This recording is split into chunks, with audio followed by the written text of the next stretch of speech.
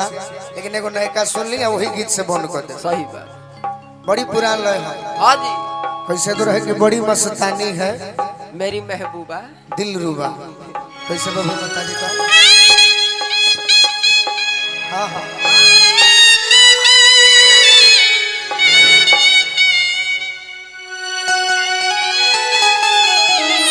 एगो लड़का एगो लड़की से कहता का नया बा कि हमारा बेचैनी बा अरे गाड़ी लड़े तोरा ही खाती के ओरिजिन गोरी तो चलो गोरी प्यार करी आज खड़े खड़े चलो गोरी प्यार करी आज खड़े खड़े हमारा बेचैनी बा गाड़ी लड़े तोरा ही खाती के ओरिजिन गोरी चलो गोरी प्यार करी आज खड़े खड़े चलो गोरी प्यार करी आज खड़े खड़े। अरे चलो गोरी प्यार करी आज खड़े खड़े चलो गोरी प्यार करी आज खड़े खड़े। वाह वाह वाह वाह आज खड़े और गले का कहता और का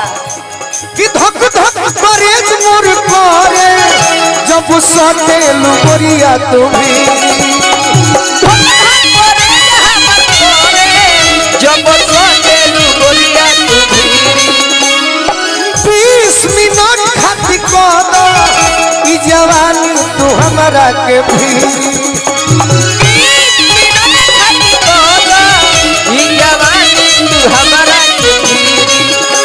सिंगार के बारे में कहता हाँ जी कि सिरी फल और और सतुन तोर जो बना जो सिरी फल और सतुन तोर जो बना गोरिया हो कोड़े कोड़े गोरी प्यार करी आज खड़े खड़े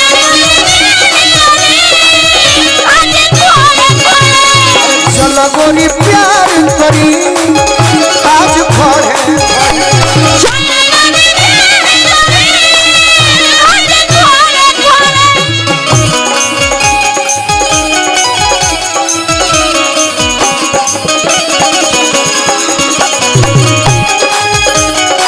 जय हो भिखारी भैया।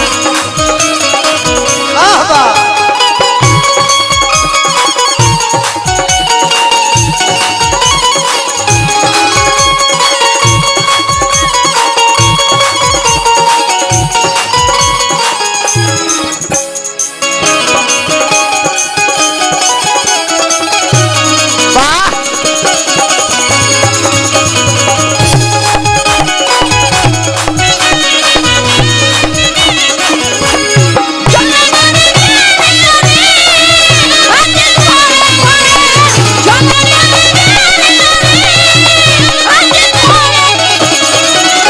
हमारा बड़का भैया के तरफ से बहुत बहुत आशीर्वाद। और का लड़का कहता और का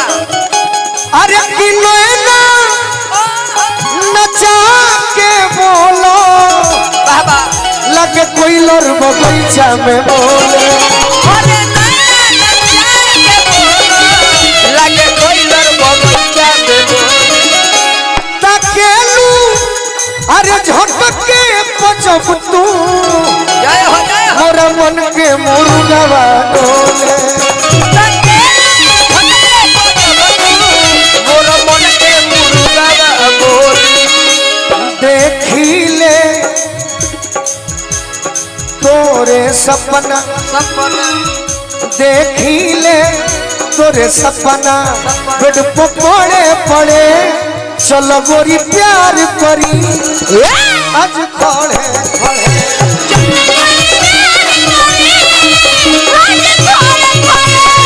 चलो गोरी प्यार करी आज खड़े खड़े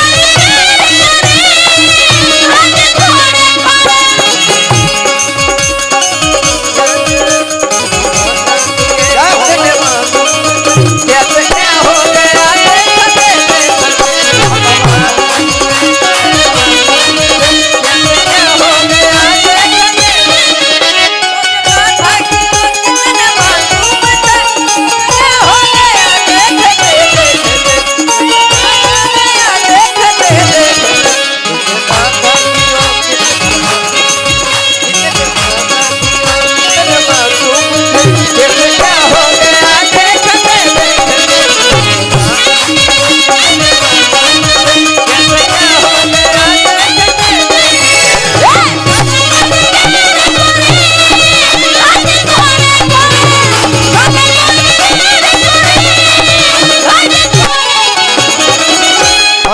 लड़का कहता कि सुना है मैडम सुनो सुनो